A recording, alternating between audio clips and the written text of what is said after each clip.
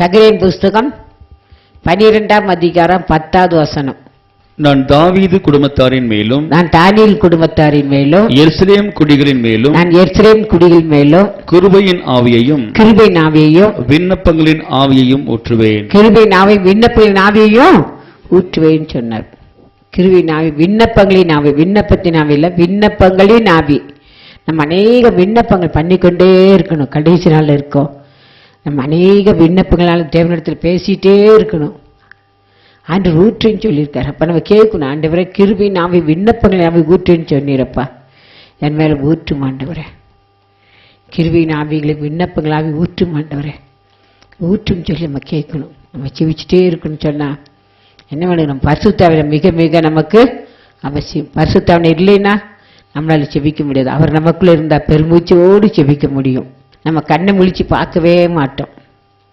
கர்த்தர் தான் பார்க்கணும் வாஞ்சை. எப்போ அவர் முகத்தை பார்க்கணும், எப்போ அவரை துதிக்கணும், எப்போ அவர் முகத்தை பார்க்கணும், அவர் எப்போ என் கூட பேசுவார், அப்போ எப்போ என் கூட பேசுவாருந்தா வாஞ்சை நமக்குள்ள இருந்து கொண்டே இருக்கும். ரோமர்கள் நிருபம் 8ஆம் அதிகாரம் 26வது வசனம். அந்தபடியே ஆவியானவரும் நமது பலவீனங்களில் நமக்கு உதவி செய்கிறார். நாம் ஏற்றபடி வேண்டிக் கொள்ள வேண்டியது என்னதென்று அறியாமல் இருக்கிறபடியா ஆவியானவர் தாமே வாக்கு கடங்காத பெருமூச்சுகளோடு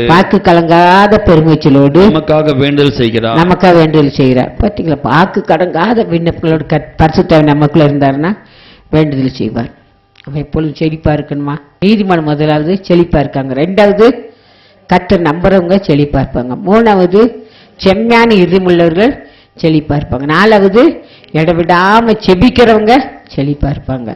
ஆண்டவரிடத்தில் ஒப்பு கொடுப்போம். ஆண்டவரே எனக்கு பரிசுத்த அபிஷேகத்தை வேணும் ஆண்டவரே, அக்கினி அபிஷேகம் எனக்குள்ள வரணும், பிரசுரம் எனக்குள்ள வரணும் ஆண்டவரே. நான் செபிக்க சொன்ன நான் அமைதியா இருந்துடுறேன் ஆண்டவரே.